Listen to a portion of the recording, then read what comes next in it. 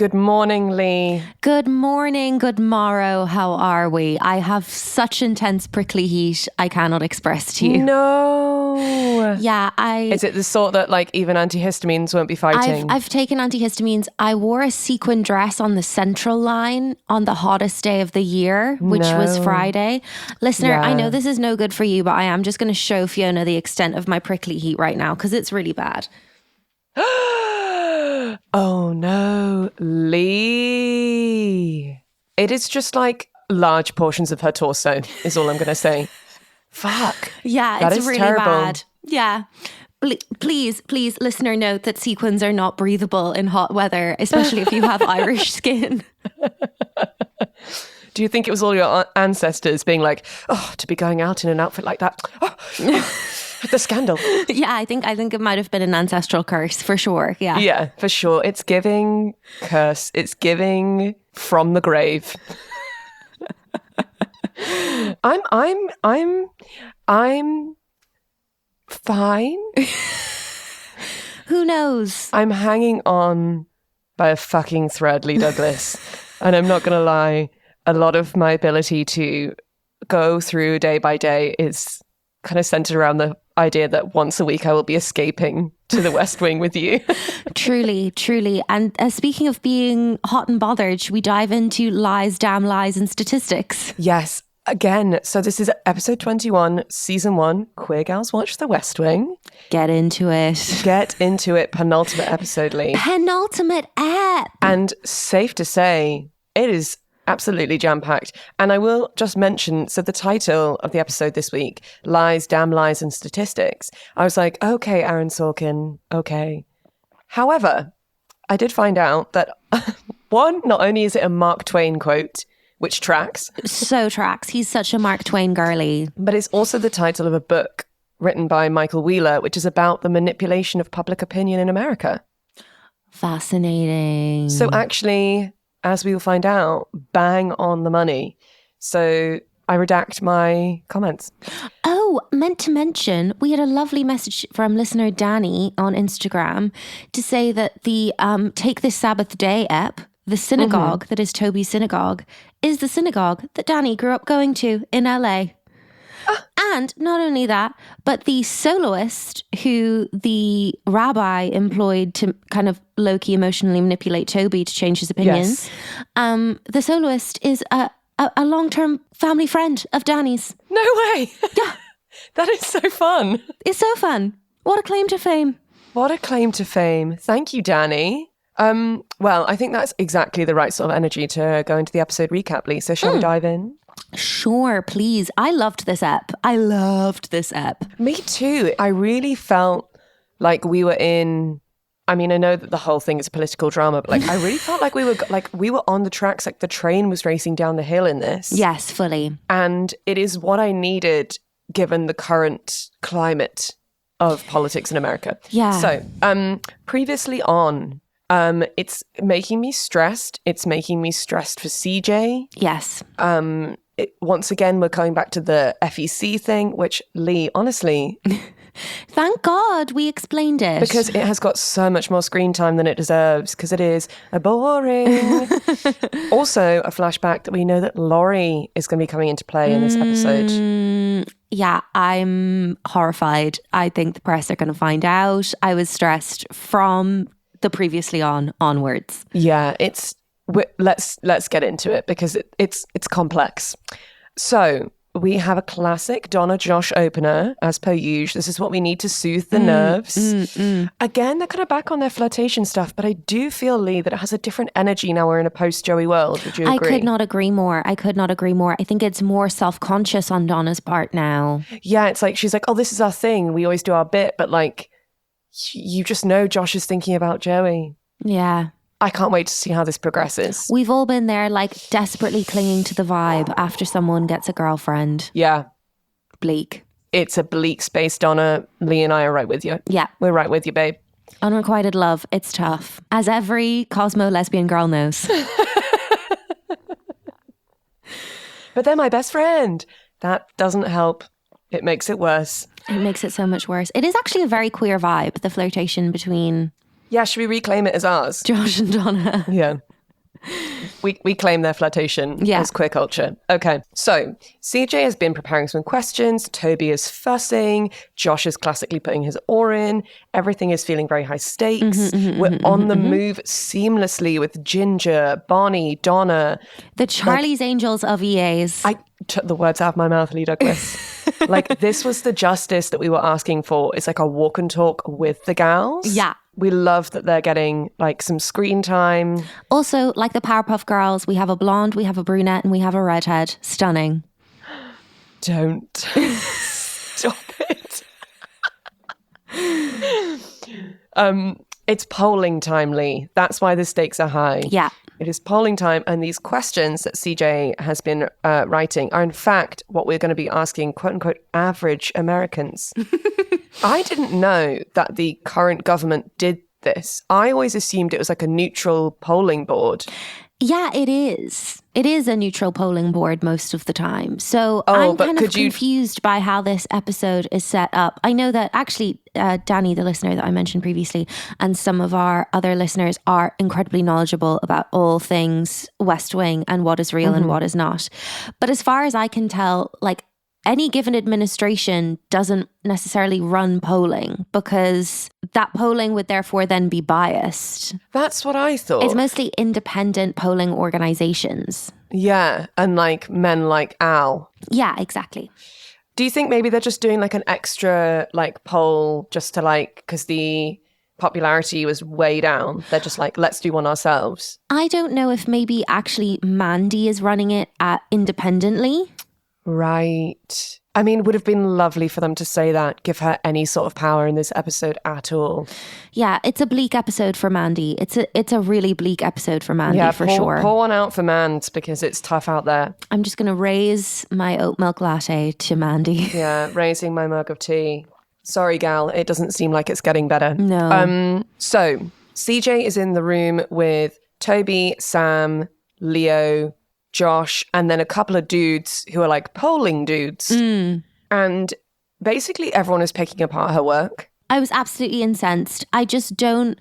I mean, obviously, we love seeing CJ go toe-to-toe with the full team. We love her just like running the show. But it really felt like the world was against CJ in a way that she didn't deserve in this episode. Yeah, to be honest, I do feel like it's helpful because the fallout of Mandy's memo is strong in this episode. Yeah. And that, you know, CJ has been given the mantle of like that being her fault. Yes. And I do find that really interesting because I'm like, we always see so much like camaraderie in like the core gang. And actually, I think it has been really dramatically interesting to be like, well, what happens when part of the group decides that one person's fucked up? Yeah. So I quite liked that, although I obviously hated it for CJ. Yeah, and it seems like it's partially being blamed on her because it was something that was done by another woman on the team. It's partially being put on her because obviously the person who released it is the person that they all know she's got a romantic entanglement with. So, like, there's a layer of internalized misogyny that's going into the rest of the characters' reaction to this, I feel. But yeah, basically, CJ is not allowing the men to dither. No, and we love a woman who does not allow men to dither. Toby says, since when were you an expert on language? CJ replies, in polling models? Since 1993. Since when were you an uptight pain in the ass? Since long before that. Yeah. So I do love that Toby has continued to keep his kind of like sad, angry, lesbian energy. I will say, like, Toby's attitude towards her is immovable. He's just grumpy with everyone at all times. Yeah, and I've put would it kill the lads to be a bit more positive? Toby not included, Ovi, because like he's not a positive person. And we know that about Toby. If you're universally grumpy, then I'm not going to take it personally.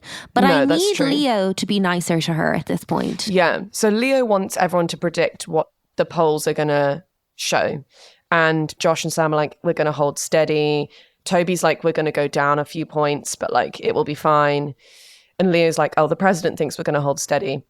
And CJ just very confidently says, we're going to go up 5 points. And then Leo just says, well, the president thinks we're going to hold steady. And then she says, the president is wrong. I like that she's not going down without fighting. And this dialogue in the hands of a lesser actress could come across really petulant. But because it's Alison Janney, what she's giving us is we see the flicker of vulnerability where she's like, I'm having a moment where I'm being brave. But then we also see every inch of her being the professional. And we only see that flicker of vulnerability because obviously we're watching her through like a camera in close up. Yeah. But if we were just a person in that room, all we'd be seeing is like the consummate professional who's just absolutely confident in her opinion. Yeah.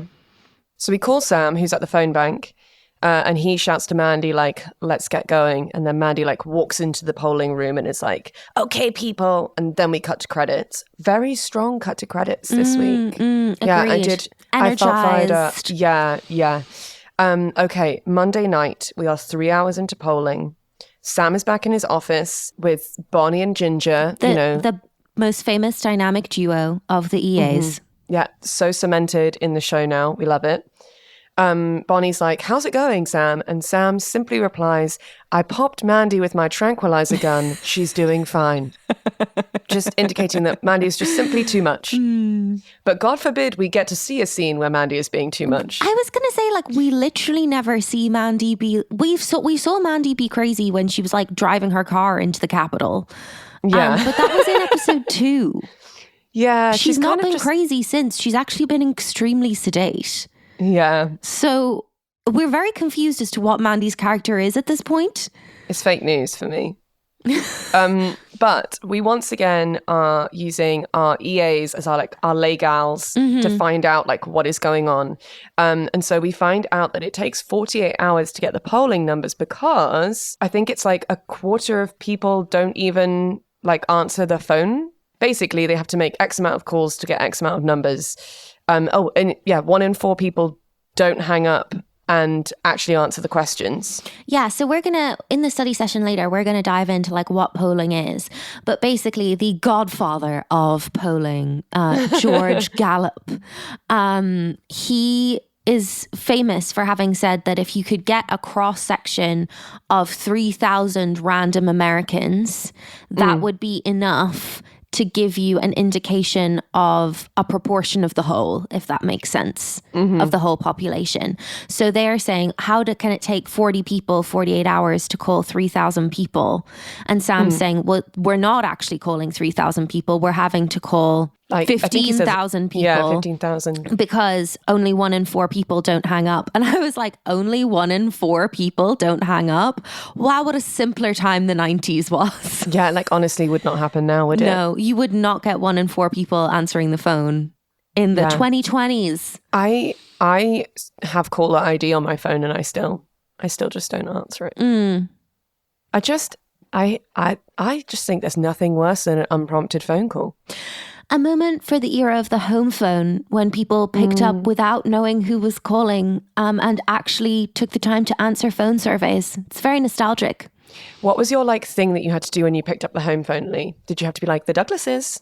Leigh speaking. Oh, no, I was never that formal. I was just like, hey.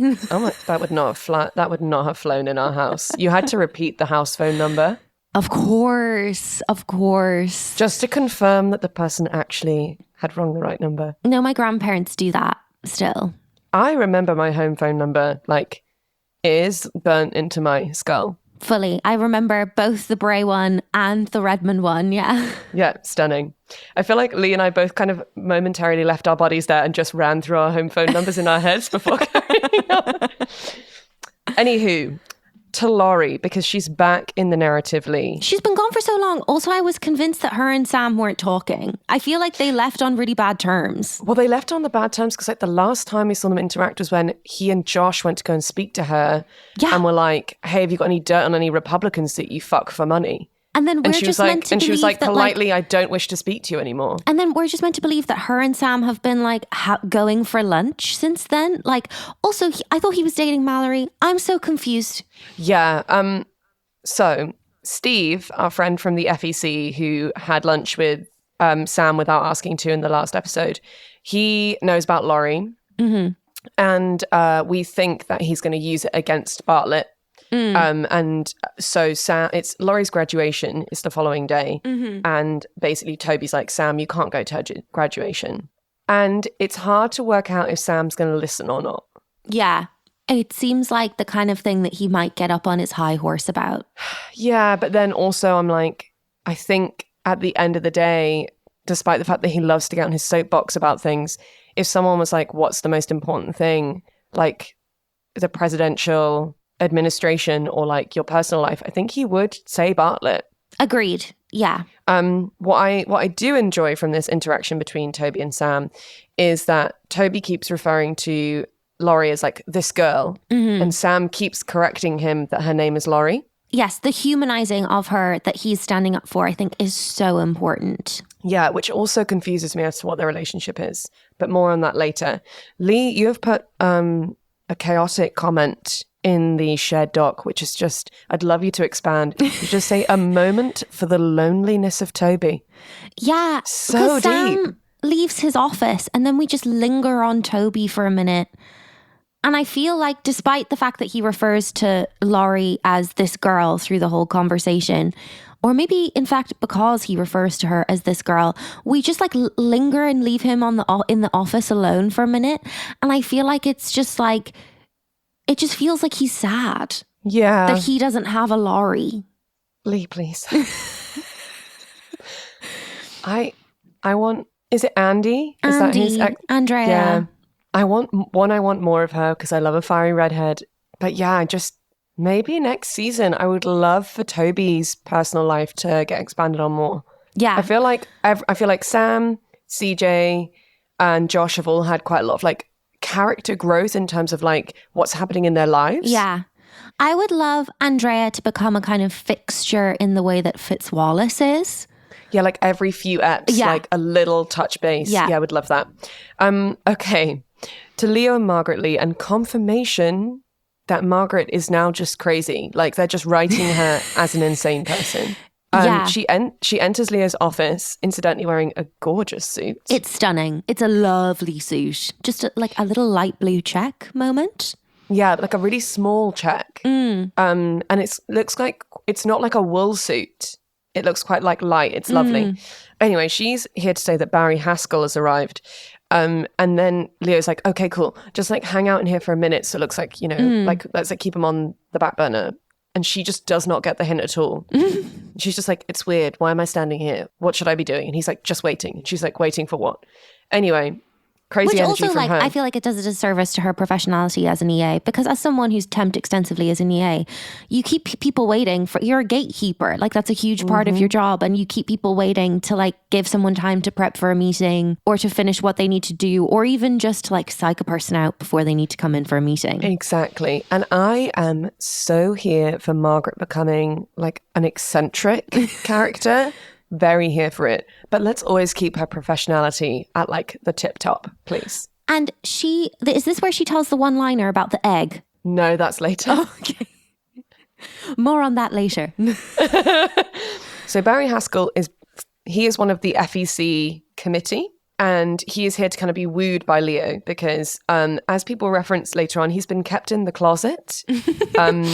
As in he is, to use a Bartlett phrase, a real empty shirt of a man. He is just like a bit of a dweeb. And I say that with respect. Like he looks quite like pale and he's like, could I possibly have a glass of fruit juice? And like talks about feeling faint several times because he's just in Leo's office.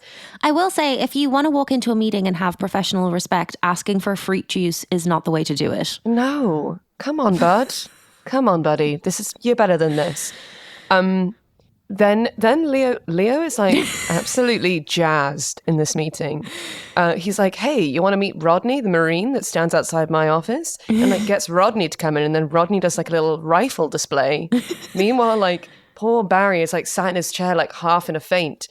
Crazy stuff. Anyway, Leo's leaning on Barry because Barry also supports banning soft money. Yes. He is a campaign finance reformer, but a closeted one.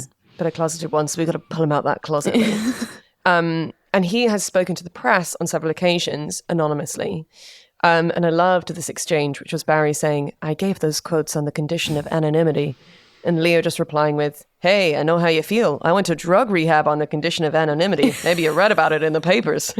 It's so camp. This whole scene is so camp. It's so camp. But also I love Leo's owning his story. Yeah. I just love him at like the top of his Viper game. Just like, I'm reeling this man in. It's very like older female characters in a Jane Austen novel. Yeah, completely. It's very Mrs. Jennings coded from Sense and Sensibility. Just a little deep cut there.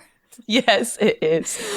But I fully feel like Bartlett and Leo are being like the drunk aunties at a wedding, like with a grand plan to set up a spinster daughter. Yes, it's that, isn't it? It's very that. And Leo's like, oh, hey, like, let me just give you a tour around. We're friends. We're good here. Me and you, Barry. We're pretty great.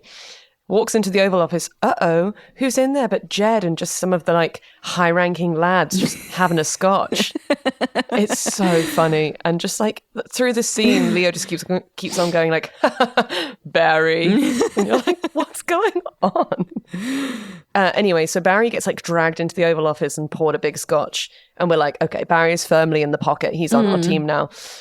Jed pulls Leo to one side very quickly at the end of the scene and says, oh, did the gang make any predictions about the polls? And Leo says, yeah, they think we're going to hold steady, which is untrue. Because that's not what CJ said. Because CJ said they were going to go up 5 points. And I resent that. Onwards to the library. Finally, Laurie is back on our screen. Laurie's back on her screen having her own life outside of Sam Seaborn. She's got a fun gal pal. Yes. And I think this is very important. Also, I love that like Laurie is still studying and she's still smart and serious. And like, I was kind of sad a while back that we were just using her character for like plot. Yes, agreed. And so I'm glad that she's kind of back in the main frame. And also like, despite the fact that she's graduating tomorrow, she's already studying for the LSATs. Yeah. Studying for the bar. For the bar, sorry. The LSATs is to get into law school. She's finished law school and now she's studying for the bar. Okay. We both learned all of this from Legally Blonde, right? Yes, correct. And also Kim Kardashian. Yes. So she's studying and her phone rings and then she's like, it's him, answer it. And she's like, hey there. And I am so confused. She's so flirtatious with Sam. And then I was like, I thought they were friends. What's happening, Aaron Sorkin? Like, so I feel like we've missed a scene somewhere. Like, has there been a deleted scene of Sam and Laurie? I feel like they slept together once that first time. Yeah. And then I don't think they've slept together since. Yeah. And yeah. It's so hard because like on the phone call, like she's like, oh, it's you. And I'm like, that sounds like you love him. Yeah. But then she's never like, given him that level of flirtatious energy before. No. And then like, I appreciate that he's like honest with her and he's like, hey, I can't come to your graduation. It's because of this thing. This guy's going to like spill the story. And she totally gets it. And then he's just like, you go knock him dead tomorrow. And that feels very platonic from Sam. Yeah, it very much also the energy from her gal pal feels very much like this is the boy we've been talking about for months. Yeah. That you have a confusing relationship with. And I'm just going to close out this whole kind of strange, like knotted ball of whatever their relationship is by being like, I know men and women can be friends. Yeah. I know men and women can be friends and it not have to be about someone being in love with someone or fancying someone. Yeah. But it is the year 2000. Yeah. And it is Sam Seaborn. Yeah. So, we'll circle back to Laurie later. It is now Tuesday morning. And Sam is just a moment for Sam, like entering the office and being like, I took a nice walk this morning. I like jogging and sculling. This exchange was so weird that I was convinced he was like making an elaborate lie to cover up for something. And that it was going to be Laurie somehow plot relevant. But alas, no, It's just a fun aside. And I also just love that he's explaining this to Ginger and Bonnie. And that it makes it clear that both Ginger and Bonnie know that Sam is insane. Yeah. But a thought, Lee. Okay, so like Sam is in great shape. Yeah. Great shape. Yeah. How is he sculpting his bod? Because we know his shit in the gym. He was like, I was eating a bagel and watching people jog and row. So like what fitness routine is he doing? That is such a good question. I think he does like aerobics. I think he does like a fun... Legs, bums and tums. Yeah. Like it's like pop tunes And it's just like predominantly women and then like him and a couple of other men. Step aerobics. It's the 90s, step aerobics. Yeah, like something like that. I see him. Like when we used to go to our little body combat classes in uni with that insane Energizer Bunny woman. Yeah, loved and her. we just pretend to punch imaginary people. She'd be like, picture their face. And I'd be like, I am. Truly, it was therapy.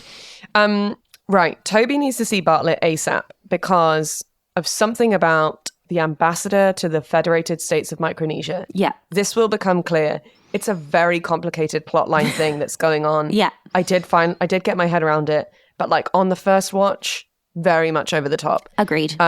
Bartlett is cranky. He is talking with CJ. So he's been promoting the new drug bill, like big time. Like they've been doing interviews. They've been going on late night talk shows. And someone has come out and basically said, oh my God, it's all about legalization. You know, the usual comeback The to classic. anyone trying to like soften drug sentencing. CJ, not flustered, not worried. She's asked for her opinion. It is then overlooked by Bartlett and then also mansplained and overlooked by both Sam and Toby. Yeah. Jed is like, oh, so you all predicted that we would hold steady. Like Leo told me that In the last night. polls, yeah. And CJ, she steps up and's like, I didn't say we'd hold steady, sir. I said we'd gain 5 points. That can't be easy. It can't be easy. She needs her Alyssa Mastromonaco there in that room to be like, and as CJ said, I think that what CJ said is being grounded in facts, and I believe that we're going to go up 5 points. She just doesn't have anyone to do that for her. No one in this episode at any point says, like to further what CJ said, or like, I liked what CJ said because this. That never happens. She needs Alyssa Mastromonaco and the system of amplification. She does indeed. Toby wants to talk about Micronesia. And of course, Jed just gives them like an encyclopedia rundown of just like loads of facts about Micronesia. To which Toby responds, why would a person have that information at their disposal? Parties. I love when Jed is like this. I love when he's super weird. Yeah, agreed. He's back, you know, gone are the sleepless nights, Leigh. Yeah. Gone are the like stressed, quiet moments and the worried looks. Like he is fired up and he is ready to lead. I agree. And crack wise with Toby. And I love that. Yeah. So the plan is we want to remove the ambassador to Micronesia and promote him to be ambassador of Paraguay and promote the ambassador of Paraguay to Bulgaria. And the reason that we can do this is because Ken Cochran, who is currently the ambassador to Bulgaria. Great asshole name, by the way. Great asshole name. I'm going to call my own personal asshole Ken Cochran.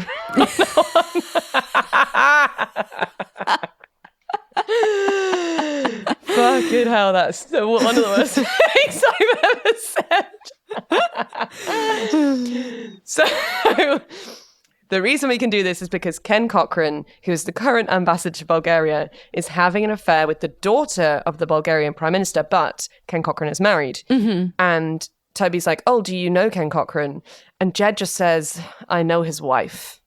And that is such a flex. Like, I don't know why. Like, the fact that Jed doesn't want to embarrass his wife is so chic. Like, it's also just so chic that like a boomer man has female friends and he's not necessarily close with her husband. yes. So chic. He would not allow Abby to have the same thing, though. No, you would not.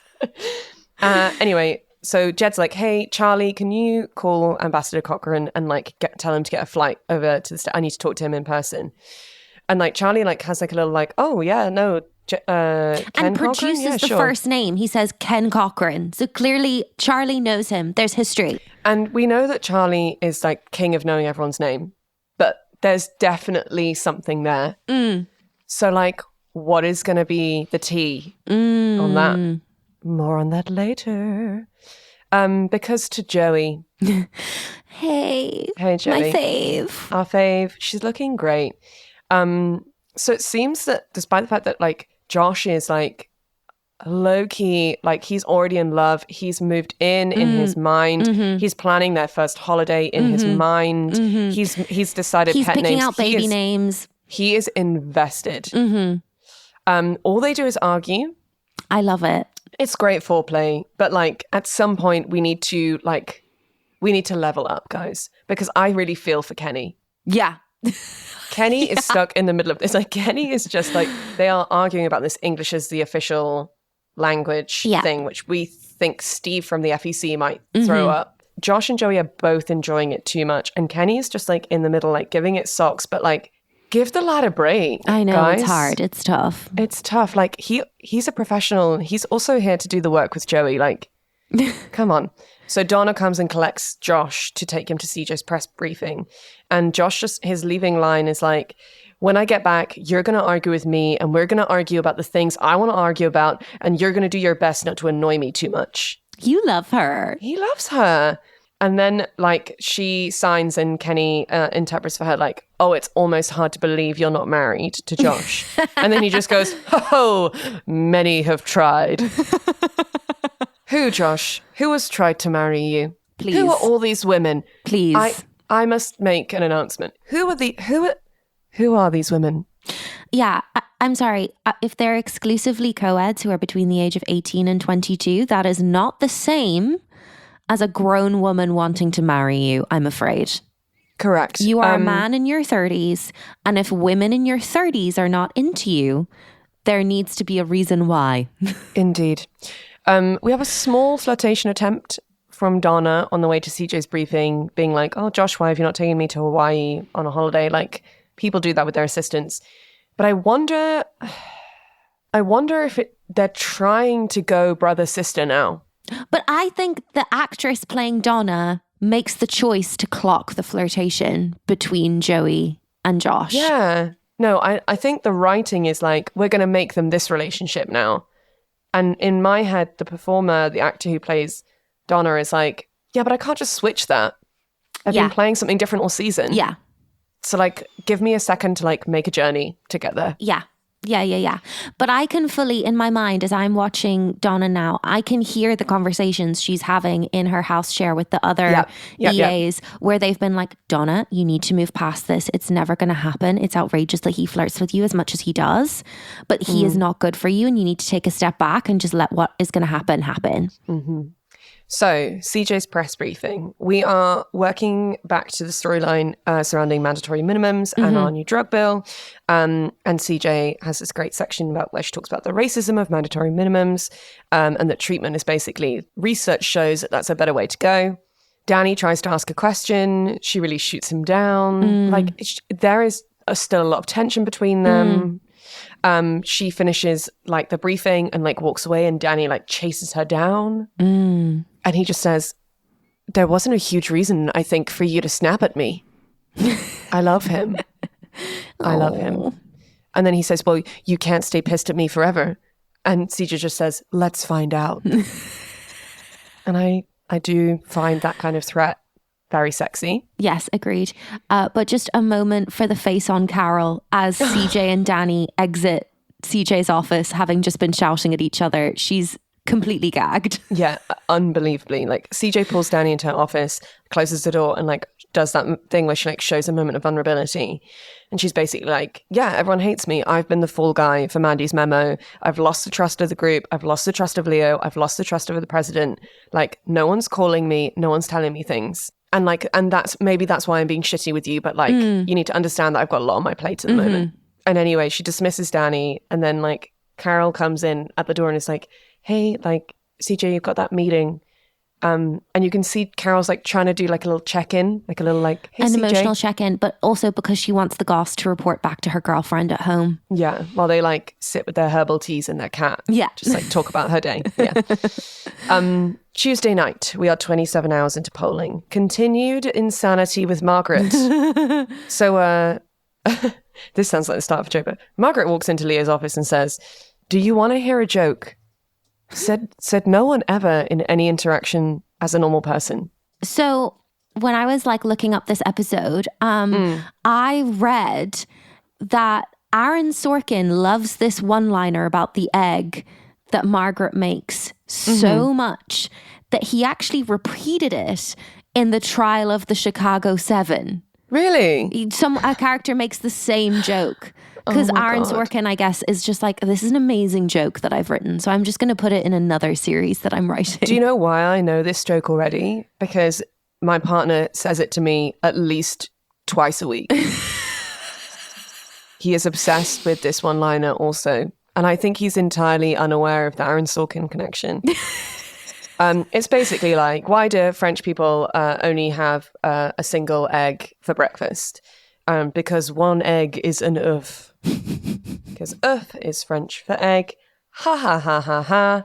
Please, Margaret, have some decorum. Anyway, briefly, CJ comes into Leah's office and is basically like, why didn't you tell the president that I said we would go up 5 points? And Leah was like, oh, I just wanted to give a ballpark. I didn't go into specifics. And she's like, yeah, but like, I was the only one that didn't say it. Yeah. That we were going to hold steady. So like, that feels like you're a very ignoring simple my thing to take. say. Yeah. And I appreciate that she's like, I'm going to go to my superior and I'm going to be like, this is how I feel. Can you tell me if this is a true narrative? In which case we should talk about it, or if I need to get out of my head. And Leah's like, you shouldn't be worried about it. In his own words, don't read too much into it. But also do read too much into it because he is being weird. Leo's being so weird with CJ in this episode, and it's never fully resolved. No. And I just don't think a woman has ever been reassured by a man saying don't read too much into it. Yeah, even agreed. if that man were to be Leo McGarry. Agreed. Let's pop over to the phone banks. People are just trying to do their work. Quite important work for the Bartlett campaign. And Josh and Joey are just arguing and getting all hot for each other. Yeah. Which is very distracting. Mandy gets a single line, which is just screaming at them to stop. And to be honest, I second her at this point.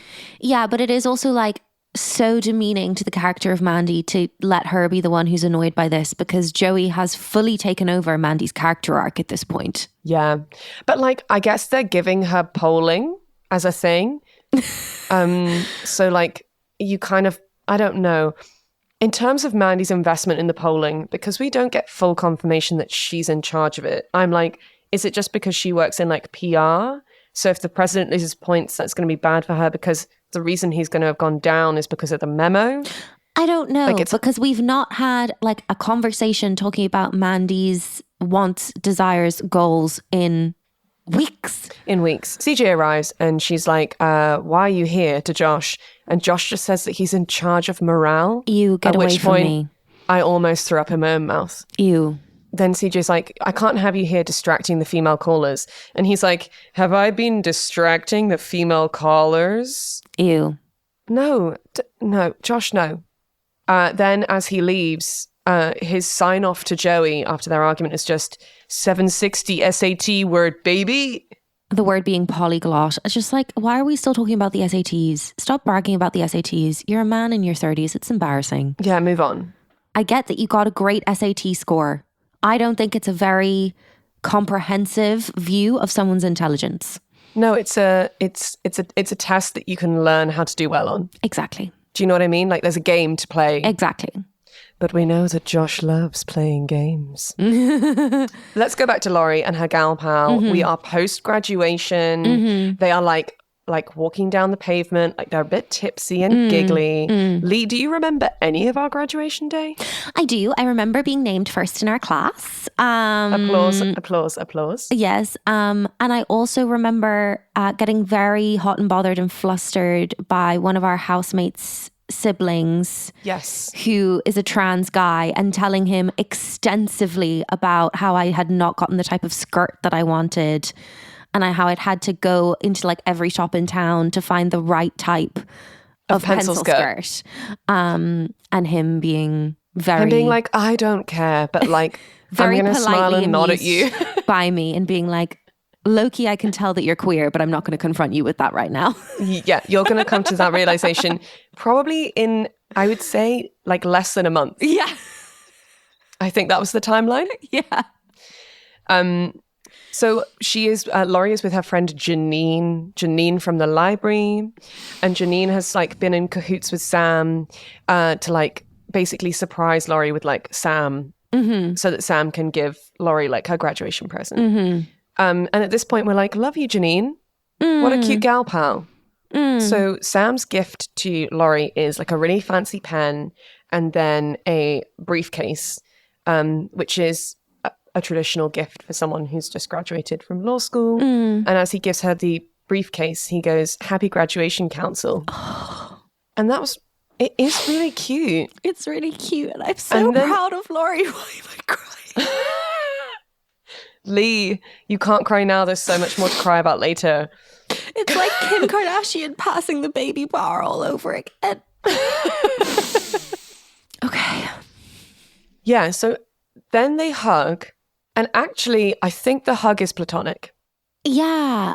Like, the way that they hug, I'm like, actually, I do think they're friends. Yeah, it does feel like he actually really is rooting for her as a professional, which I love. And actually, the origin of their flirtation kind of comes back to them kind of intellectually sparring with each other. And so I think he's like, wow, you're really smart. And she's like, yeah, I'm going to put myself through law school. And I do think actually he's kind of mentoring her in a way. Yeah. Yeah. So I was like, oh, this is actually quite fun. I like the idea that Sam's going to have this female friend. Maybe we're going to follow Laurie's law career. And then snap, snap, snap, snap, snap. We hear the sound of cameras. There's a camera in a car that's photographed them hugging. And in a classic Naughty's TV way, we see the quick flash stills of the photos that are going to be in the newspaper the next morning. Yeah. And then a car like speed away. Mm-hmm. Fuck you, Steve from the FEC. I knew he was going to get his little nose in there somehow. It just could not have been clearer from the moment his character entered the foray that he hated women. Yeah, and hates Sam. Yeah. Anyway, Wednesday morning, we'll see how this plays out. Wednesday morning, we're back in the office. Clearly, the evening did not end well for Sam because Toby and Sam are on their way to see the president. Would you like to be Sam or Toby, Leigh? I would like to be Sam. Okay. I've drafted a letter of resignation.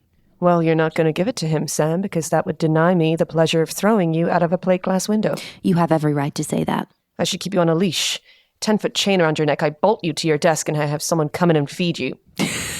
Safe to say, Toby's not having a good morning. Sam is in trouble. Sam is quite literally in the doghouse. Quite literally. Quick cutaway to CJ and Leo. CJ's at her desk, actively on the phone, also typing at the same time. Leo strides into her office, slams the door and begins shouting at her. Terrifying. Yeah. Like that, you know that you're in the shit. Yeah.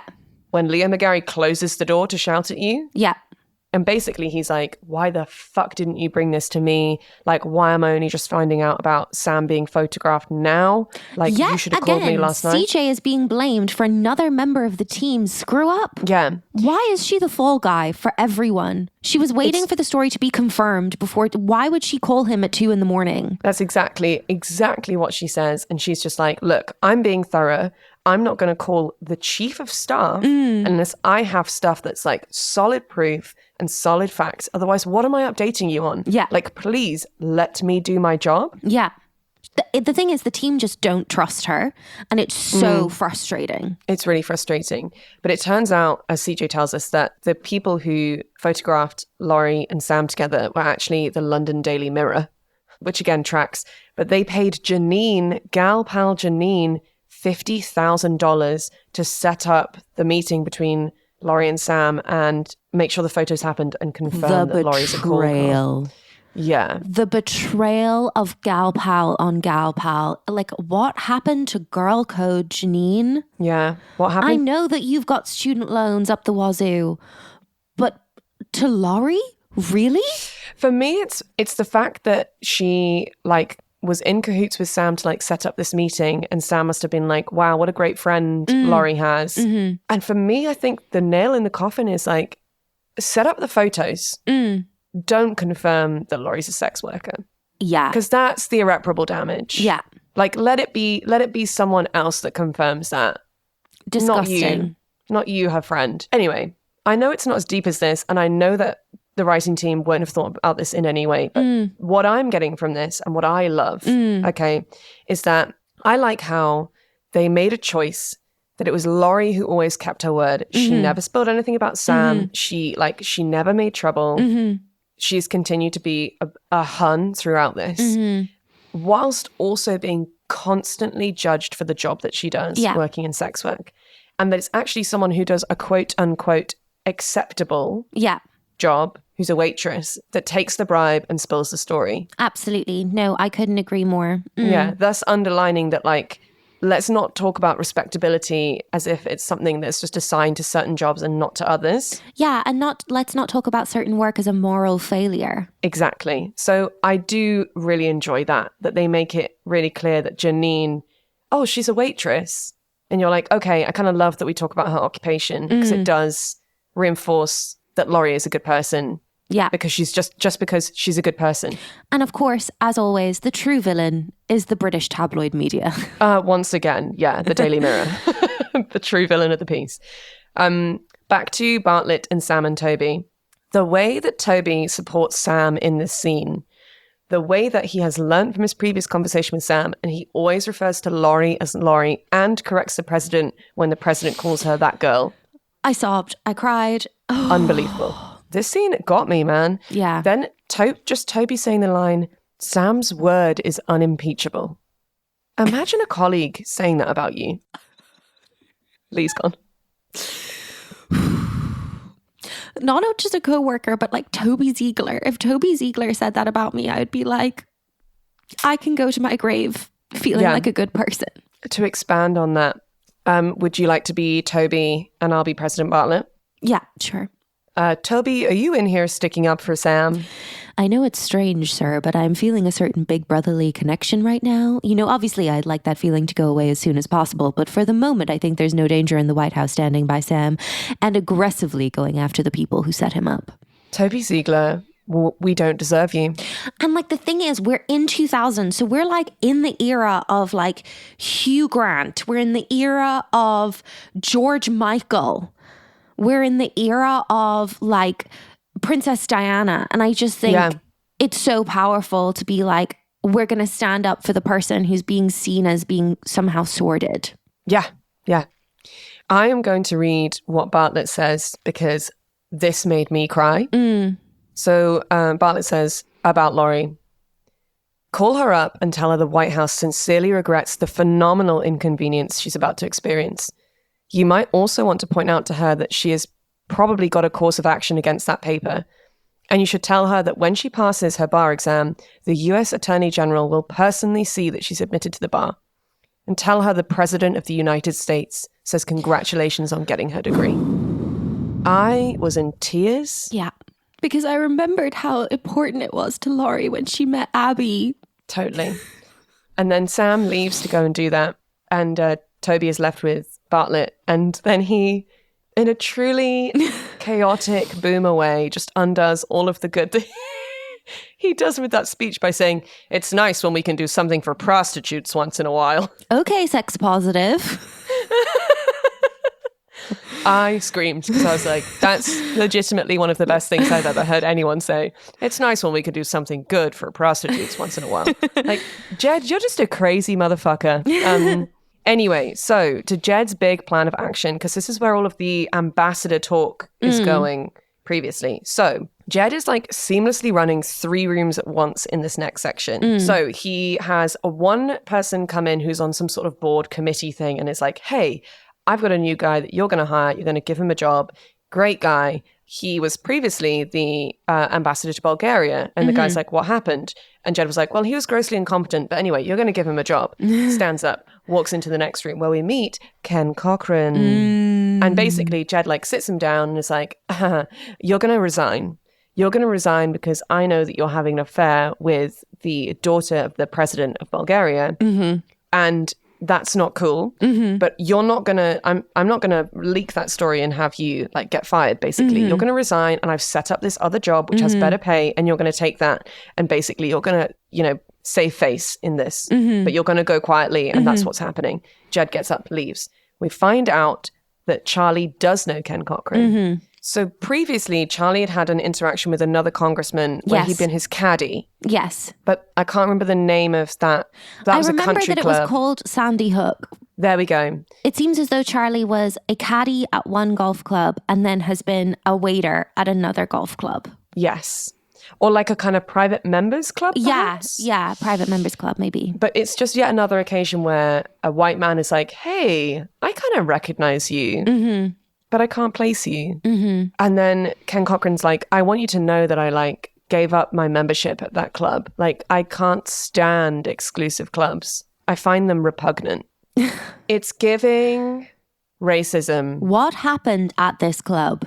Exclusive club doesn't feel good to me. What does Ken feel guilty about that happened to Charlie at this club? I think that every member in that club was white and that there was some sort of like, we only have white people here, low-key energy to it. Yeah. And that's where the term exclusive is coming into play. Yeah.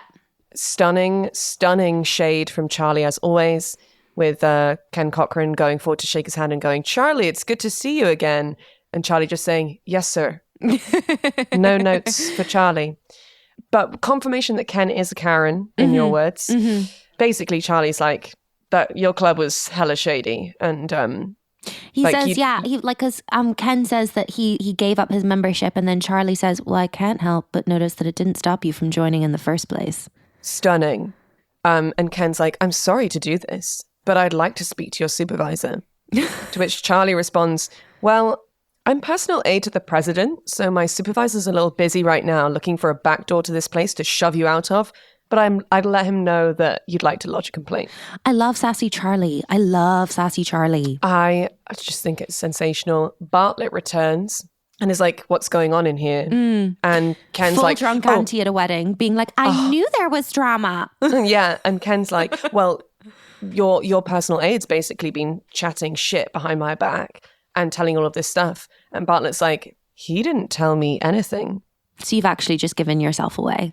And then he's basically like, Ken, take the job, get out of my life. And Bartlett says, I have a lot of affection for your wife, and I would hate for her to be made a fool of. Oh, what a great line. To which Ken Cochran says, I think it would be appropriate at this time, Mr. President, to make a confession. I never voted for you. To which Bartlett replies, well, thanks for trying, but here I am anyway. It's so good. Then we move into the other room that Jed is like running, where we meet a guy called Max Lobel. So he is also on the FEC committee alongside our empty shirt guy, whose name Barry from earlier. Basically, they're complete opposite ends of the spectrum, Max and Bartlett. Max is like a diehard Republican, Southern states, like pro-guns, everything. But what Bartlett's saying is like they're both anti-soft money.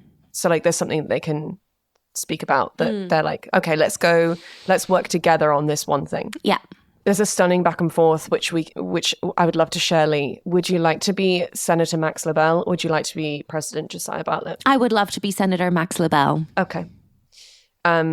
We agree on nothing, Max. Yes, sir. Education, guns, drugs, school prayer, gays, defense spending, taxes, you name it, we disagree. You know why? Because I'm a lily-livered, bleeding-heart, liberal egghead communist. Yes, sir. And I'm a gun-toting redneck son of a bitch. Yes, you are. Like, kind of love. Anyway, so the conclusion is the reason they've been moving everyone around is because they wanted to free up an ambassador position in Micronesia so that they could... So on the FEC, we have the 2 slots that are to be filled by Jed's choices because of the resignations, which we talked about in previous episodes. We've now got Barry in the back pocket. And now we've got Max on side, at least on some points. But what we do finally is we offer someone who's currently also on the FEC the job, the promotion to become ambassador of Micronesia, meaning that another slot will be empty, which Jed can now fill with another of his choices, meaning we have majority on the FEC. What a risky little game. A risky little game, but like, I love it. This is what I came for, like proper political gameplay. Wheeling and dealing. It's giving House of Cards. It really is, isn't it? Love it. Good work, team. We are now in Wednesday night. Polling is complete. We're waiting on the responses. CJ's in her office waiting to receive like the kind of top sheet of the polling numbers. Looking a little green in the gills is old CJ. Yeah. And what we do get is that like Josh comes into her office and we actually have a real conversation between the two of them. Thank goodness. Grounding back in the friendship of CJ and Josh. Love it. Yeah, definitely. Because I do think it's been a while since we've had them like genuinely kind of chatting about like what's going on at work. And we did used to have more conversations like that between the two of them. Yeah. Just a little reminder that they're close, you know? Yeah, that they're friends. And actually what I enjoyed was that Josh is like, oh, I'm checking in because Joey told me that you were feeling this way, which is cute. But also it's another reminder that like women trust women with information in a different way. Yeah. Like CJ couldn't go to Josh and be like, this is how I'm feeling. Because I don't think he would listen in the same way that like Joey would as another woman in politics. And we've not really seen CJ and Joey interact that much, but it does make sense that they would get on. Like I see them being gal pals hugely. Yeah. Josh drops in that like he's learning to sign. Very cute. Which is very cute. Looking a little bashful. Well, that's the thing. I think that's what makes it cute is like, it's not him being like, yeah, basically I'm great at ASL. It's him being like, oh, like I'm trying to learn. But like whilst like kind of blushing a little, which is great. But Josh is like, look, don't worry about being left out in the cold. It's not like that at all. Like Bartlett loves you. And CJ's like, he's not coming to me with stuff like he used to. And Josh says, he thinks of you like a daughter, CJ. And CJ's response is, that's not a good enough reason to keep me here. Oofed. That's tough. Because she's totally right. Like, I don't want to be thought of as a daughter. I want to be thought of as a political operative. Exactly. Yeah. Like, that's not the compliment you think it is, Josh. No. It's actually kind of patronizing. Yeah. It has a very different energy to he thinks of you like a son. Agreed. Yeah. Anyway, we close out the ep in the Oval Office. We're waiting for the results from CJ.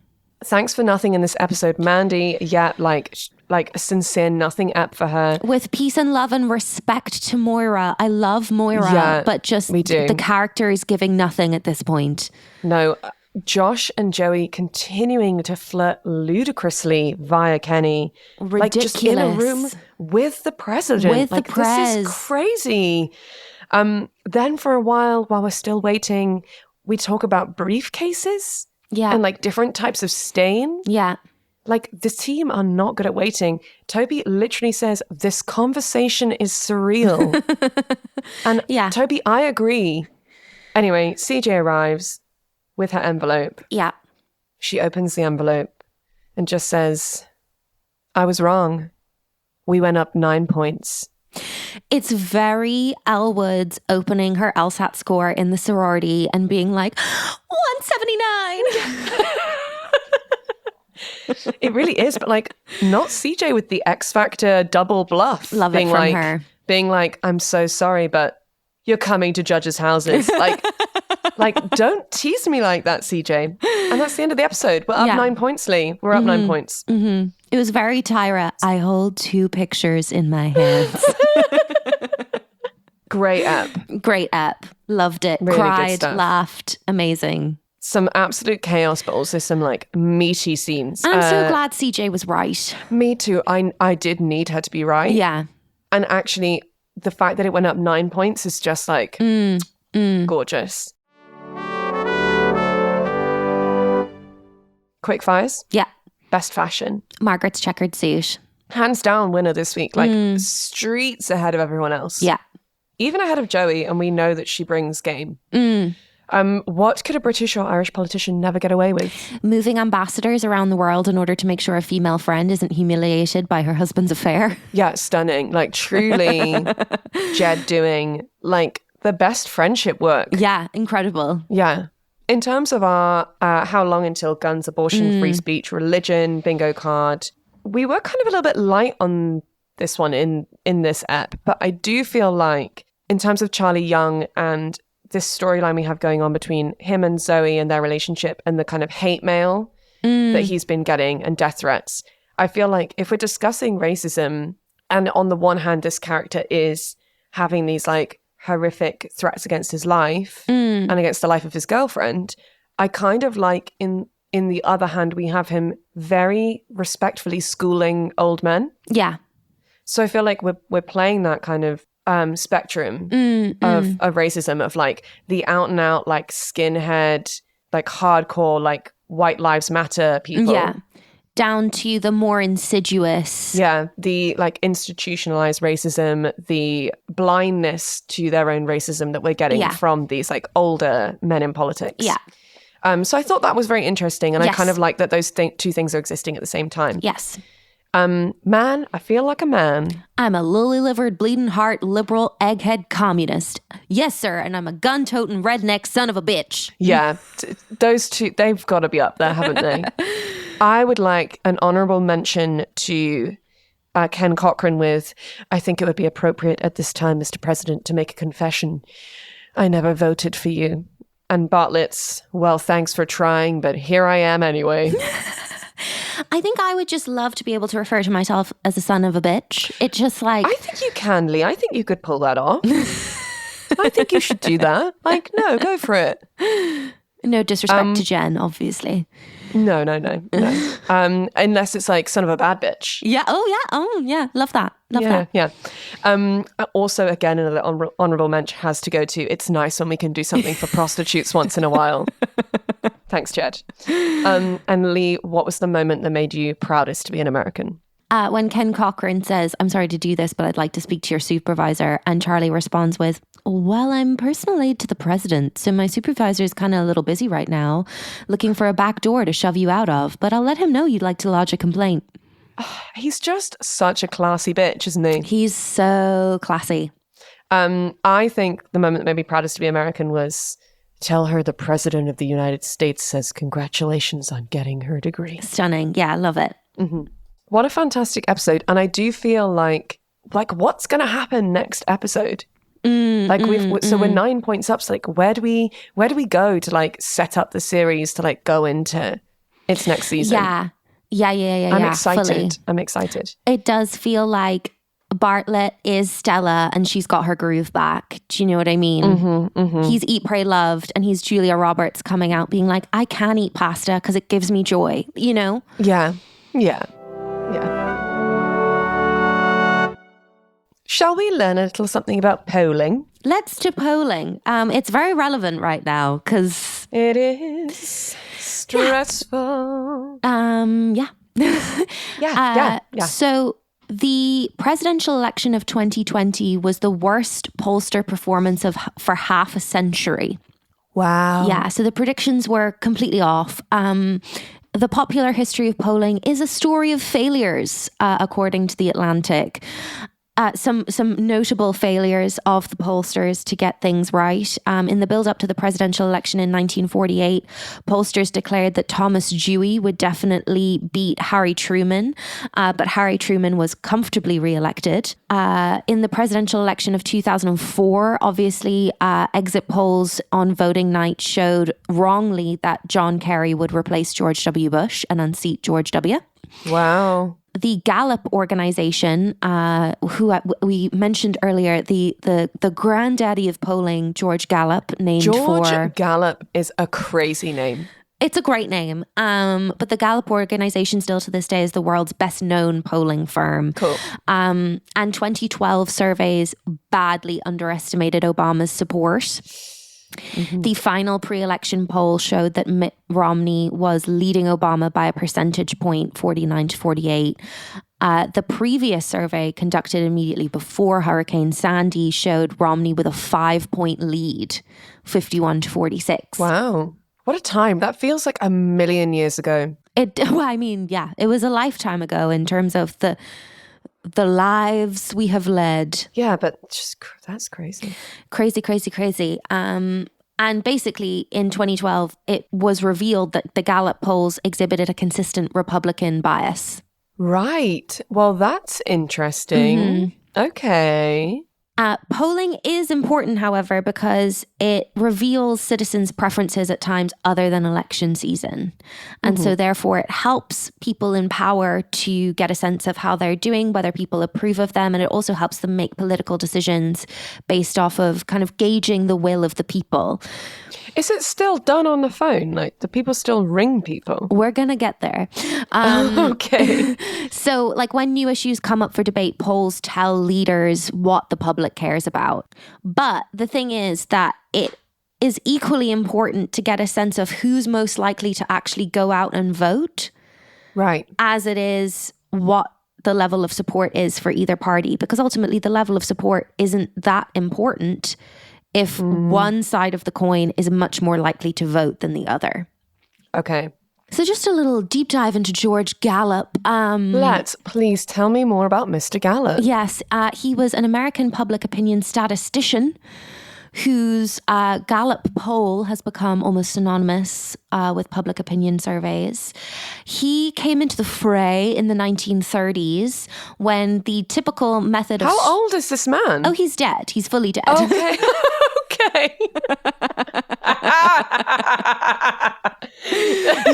Honestly, I was like, wow, like, I mean, I think he should retire. Like, It's just that the Gallup organization that he was the founder of is still operating.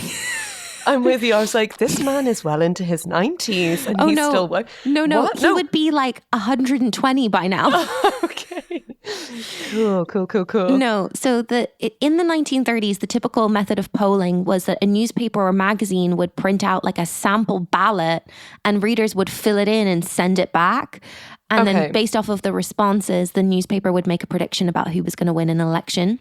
Mm-hmm. And in the 1936 election, the best known straw poll was by a magazine called the Literary Digest. But George Gallup viewed this as not scientific because the Digest would randomly select addresses based off of the phone book and car registration data and send postcards to those addresses.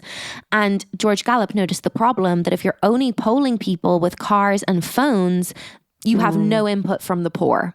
Because in the 1930s, poor people did not have phones and they did not have cars. And poor voters consistently broke for Roosevelt. So George Gallup had pursued a PhD in psychology and worked in ad research in the advertising industry. And he viewed straw polls as being nonsense because they just surveyed the type of people who read the newspaper and would be willing to cut something out and mail it back. That's not representative of your average voter. It shows somebody who's like very politically engaged. He advanced the public's trust in survey research in 1936 when he developed a method of quota sampling where he would survey a small cross-section of Americans who mirrored the demographics of the whole population. And this is what I was talking about earlier, that he calculated that that could be done with 3,000 people from different regions and of different ages, races, and educational backgrounds. And he advanced the public trust in survey research in 1936 when using that quota sampling method, he accurately forecast the victory of FDR over Alfred M. Landon in the US presidential election. Hey, it feels like at that time, that would have been incredibly forward thinking. Oh, fully. And he essentially, with this huge success, he ushered in the era of modern polling. And in a 1948 Time cover story dubbed him the Babe Ruth of the polling profession. Oh my God. Like, okay. And for the rest of his life, he remained committed to learning and reporting the will of the people. And he described his methods in his book, The Pulse of Democracy, which came out in 1940, that argued that polls buttress democracy by representing the will of the people. He was inspired in part by a desire to help his mother-in-law, Ola Babcock Miller, who to win election and then re-election as Iowa's first female Secretary of State. Huh. Well, good for her. Love that for her. I've just Googled George Gallup because I wanted to see what he looked like. And he looks like a fun guy. Yeah, absolutely. He looks like someone I would trust. Yeah, in the same Time magazine profile, he's described as a big, friendly teddy bear of a man who loves children and animals and whose fondest dream is that Congress will someday abolish the Electoral College. We love George. However, in 1948, Gallup incorrectly predicted the defeat of President Harry S. Truman. Okay. In large part because he discounted undecided voters. Oh. And discontinued polling 2 weeks before election. And early polls indicated that there would be a large lead for Truman's challenger, Thomas Dewey. And this led Gallup to conclude that undecided voters tend to disproportionately favour incumbents. Now, unfortunately, this is slightly irrelevant for this year's election cycle because we have a kind of incumbent in Trump. And then we, of course, no longer have an incumbent in Biden. Yeah. I mean, if you were a pollster right now, you would be losing your sweet, sweet mind. Yeah, 100%. And so George Gallup's organization has reported on presidential job approval, which is what we're talking about in this episode, since 1938. Until 1989, Gallup conducted interviews face-to-face. And since 1989, Gallup has conducted most of its polls by telephone. In 2008, the telephone samples included cell phone interviews for the first time, rather than just home phone numbers. So in the world of the West Wing, we are exclusively talking about home phone numbers and landlines. Okay, right. And since 2008, as you can imagine, the proportion of cell phone interviews has increased steadily because a huge proportion of the population in most countries no longer has a landline home phone. Yeah. And presidential approval rating is important because, as we see in this episode, the interviewees are asked whether they approve or disapprove of a president's job performance. And the difference between having a strong approval rating and a weak one can be the difference between getting things done and your party staying in power versus not having a strong relationship with Congress because you've lost the majority in the House and the Senate. Presidential approval ratings have therefore played a key role in politics for like the last 70 years. President Biden's first approval rating registered by Gallup was 57% approval. But as of January 16th, 2022, his presidential approval rating went down to 40%. Oh, that is not good. And by the time he dropped out of the race, he was in the 30s. So that's not great. No. And so one shouldn't go off of one poll, basically, because obviously different polls can have different biases. But when you average the polls, if there's a big change, it tends to show that the public is reacting to a specific situation. Where if it's just a small rise or fall, it tends to just mean that it's accounted for by the margin of error. And so that makes sense as to why the poll was happening in this episode, because it's like, oh, well, this memo's come out that's basically said that like the president isn't good and could easily be beaten in these ways. So it makes sense to see like, oh, let's see what the damage is of that. Yeah, exactly. And also to see like, oh, we've decided to be a bit more radical now. Let's see how the public is reacting to that. Yeah. Can we swing back from the damage done by the memo? Yeah, absolutely. Now, polling expert David Hill, who's the president of Hill Research Consultants, was quoted in the Washington Post in 2020 as saying, "There's a dirty little secret that we pollsters need to own up to. People don't talk to us anymore, and it's making polling less reliable. There's a whole class of Americans who don't answer calls with caller IDs that they don't know. If we're honest, this is all a complete mess today because we can't really have a true random sample anymore because we can't get a random sample or anything close to that to cooperate." Well, that makes total sense. It makes complete sense. Like, and I guess that's the challenge, like going forward, which is the instinct would be like, well, make it like online, like a census where you get a code or something sent to you and you have to input it and then you have to fill out a form. But I guess that's more easy to be manipulated because that's all We're online. going to get there. We're going to get there. Okay. So the people who will pick up any call and will stay on the phone tend to be older, they tend to be more conservative, and they tend to be less wealthy and less educated. So when you're polling on the phone, you're not capturing the opinions of younger, more affluent, more progressive, more educated voters. Okay. And that's why people have concluded that polls have consistently had a Republican bias for the past 10 to 15 years. Now, Barbara Carvalho, who's the director of the Marist College poll, kind of comes back to play devil's advocate on this and says, attempts to reach people are deliberate and surveyors' calls are identified as being from a research entity. They do not say unidentified or unavailable or unknown. It is not just one contact to a phone number. Messages are left and phone numbers are retried. In addition, we are registered as a research organization which provides to minimize our calls being treated or flagged as spam by call blocking technology, which I think there are some fair points there. Yeah, definitely. But David Hill then comes back and said, we have slowly but surely abandoned many rules of the road when it comes to the accepted principles of polling that attempt to maintain some linkage to probability theory. A call being identified as from a research organization or a university is no help. People see a call that is identified as a research organization or a university or possibly anonymous or unavailable, and they don't take the call. Only a university person would assume that a caller ID mentioning research or a university would be a universal positive. For some, it may be a negative and cause them not to pick up the phone. And I've been a university person, so I'm not trying to be hard on universities, but sometimes they don't know what they don't know. The incidence of people cooperating has dropped so low that polls are now polls of the willing. They're not random samples. It's the dirty little secret that the cooperation rate has collapsed. This is a very sensitive subject. I'm at the end of my career, so I can be more candid. Okay. Yeah, no, I kind of respect him with that.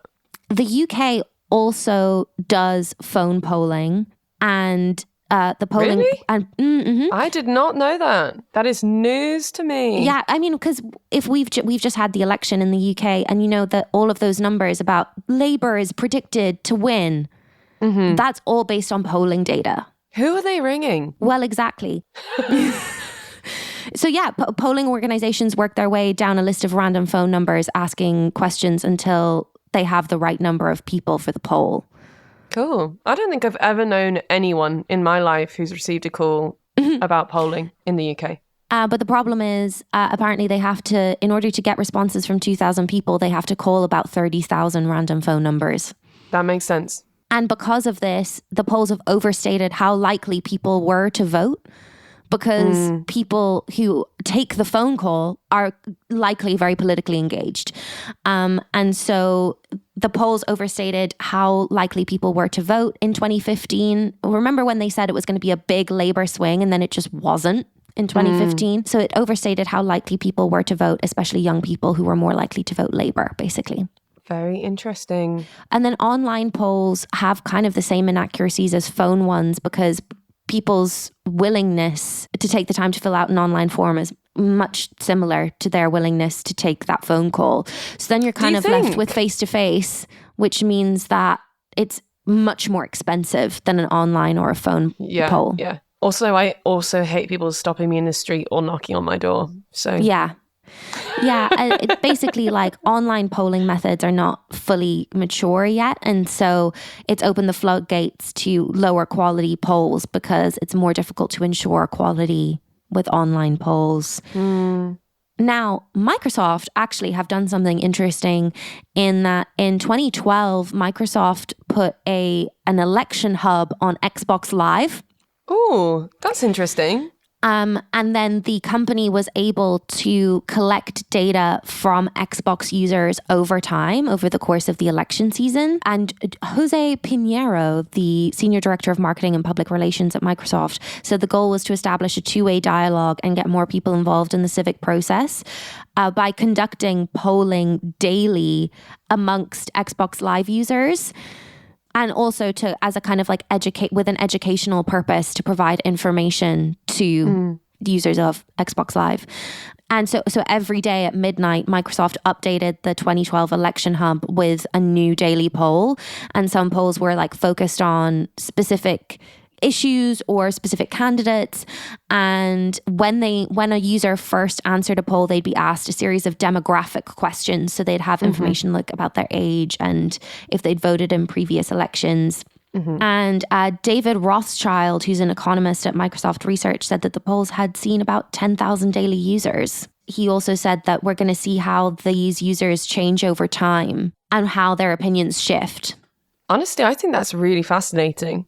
I think that's such an interesting way of collecting data, because actually you think about people who use like games consoles like Xbox, and you're like, oh, I see who that person is in my mind. But actually, it's a broad old church. Yeah, for sure. So, yeah, that's super interesting. Well done, Microsoft. Yeah. So when Gallup died in 1984 at the age of 82, Time assessed his legacy by saying he may not always have been right, but his attempt to measure what Americans wanted permanently changed the nation's political system. That's a very lovely kind of, what's the word? Epitaph? Yeah. I think he was a huge champion of democracy, as far as I can tell. And he just wanted the nation's leaders to be more in touch with quote, what an average American wanted. Exactly. So do we feel like we understand a little bit more about polling now, Fi? So much more. And I also just feel enriched knowing more about George Gallup. What a proud American. What an American patriot. Yeah. I think when someone is described as just like loving children and animals, it's like one of their first, like, he's a very serious like political analyst. And yet they're like, he loves dogs. Yeah. Okay. So like, I understand polling. And now I feel like I'm ready for the season finale. You're ready for the season finale. I was going to ask, are we ready? I'm not sure that I'm ready. Dear listener, thank you so much for sticking with us through the penultimate episode of season 1 of Queer Gals Watch the West Wing. You can find us online everywhere at Queer Gals Watch. We love hearing from you. Please don't hesitate to send in your stupid questions via Instagram DM or indeed to our email inbox, queergalswatch@gmail.com. We love it when you get in touch. And Fi, should we just do this again next week? I think we should. See the season out on a high, you know? Woo. Okay, I'll see you then, honey. Bye. Bye.